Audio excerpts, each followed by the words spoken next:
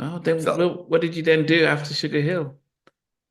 I wound up in management, believe it or not. I Ah, worked with, believe it or not, I played with the group GQ for about a year. okay. I joined GQ as a keyboard player. You're familiar with GQ, aren't you? Ah, no. Disco nights. I'm sorry. Well, when you get a chance, pull I up will. GQ. Their big hits were Disco Nights and I Do Love You. Okay. And they were on RCA Records. Okay. Yep. And And after I moved to New Jersey, I think I met them maybe about 8 or 9 months in, and I wound up playing with them for about a year, year and a half, going on the road, doing different things with them. But for the most part, after that, I wound up starting a management company and wound up managing acts, man.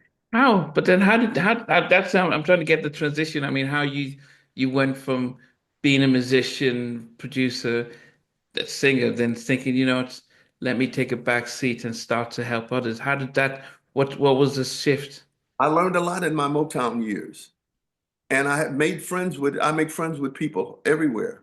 And Mm. a few of those friends asked me, can you help me with this? And can you help me with that? Ah. And then ultimately it wound up being, well, why don't you manage me? And so I managed SWV for about 3 months. No, but Actually who was got the them a first? deal. I got them a deal on A&M Records, but the person that signed them was leaving the label. And I didn't want them stuck there, so I got them off of there. And so that whole thing, when that whole thing happened, I decided it was time for me to move back to LA while that was going on. And so I gave up the group. They wound up getting with the other person who was my partner, Maureen Singleton. They wound up getting the deal with RCA and moving on. And then they became a big hit. But Okay. I will tell you this, I did manage Steezo, a rapper, Steezo, and the Skinny Boys. Both of them were big rap artists on Sleeping Bag Records. I managed Michelle Thomas. She had a television career. She was Justine on The Cosby Show. In later years, she wound up being Laura on Family Matters. Okay. Okay. But that was my niece. Okay. Her dad is DT from Kool and the Gang, Wow. saxophone player. Yeah, and I wound up managing her. Then I wound up, even after that, managing Chico. And then from 1996 to 2003, I managed L DeBarge. Okay. Yeah. So did you start with Chico first and then moved on to L? Yeah, well, actually, it was pretty much simultaneously. It was like, you helping L, why don't you help me too? So I first got to know Chico when he signed with Kadar Yes, and came out with big wh- me. wh- when he came out with that album on was it on Motown? I think it No, was. that wasn't Motown.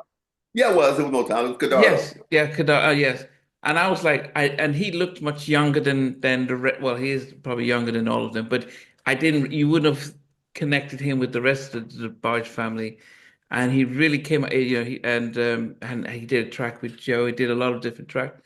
At that point, how did you? What was managing him like, and sort of the successes and challenges. Well, it was always a challenge, to tell you the truth.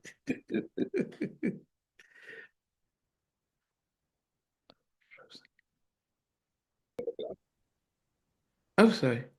Yeah, it just paused for a second. Okay, sorry. You said it was always a challenge. I think something happened. It just Still should. going? Yeah, yeah.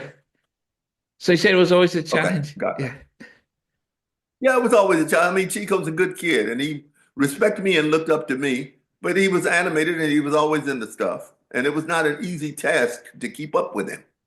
Mhm. He's what, 12 years younger than me, something like that. And it was difficult keeping up with him. So I had to let that go. I had to let Okay. that go. Now, L was a much easier, smoother transition. That's why we stayed together as many years as we did. And even today, we have an unbreakable bond. They're my little brothers, though. Yeah. We grew up together. Yeah. And so I'm going to look out as best I can. If they need me, I'm there. Were you managing him when he did Heart and Soul album? Heart, mind, and soul. Heart, Mind, and Soul, yes. Nope. That was with Warner Brothers. I got him right after that. I got him when he did the album for Capitol. Let's see, what was the name of that record? Was it the Love? I'm wondering if it's the Love. Um, let me see.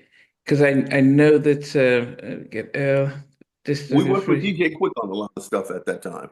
Oh, is that when he was yeah, Second Chance? Yeah. Okay, yeah, that was Second Chance, yes. Yeah, so he still yeah, that was Second Chance. Okay. Um on Geffen. Yeah, okay. And this was it, yeah, Second Chance. Yeah. So this is probably when he was almost making a comeback after he had fallen off. Yeah. We're working it. And we ended when he went to prison. Do you remember that? Yes. We stopped when he went to prison and we didn't pick up after that. Wow. So. Hey guys, thanks for watching. Thanks for being a part of Halftime Chat. Please remember to subscribe, share, and comment. But most importantly, why don't you become a member of Halftime Chat? We've got amazing videos, amazing perks, and being able to support the channel. But anyway, thanks for watching. Take care. I never participated in that category. And somewhere in between us, or even loving us, on which I didn't miss you really. What was it like growing up? She's still making an impact on 4 houses down. I have a couple of pieces. Trying to get this one and that one. That works for you, but just for me, No. Okay, you're okay. They don't understand what Jonas Boys winning Oscars. Play it. I mean, I love all different genres.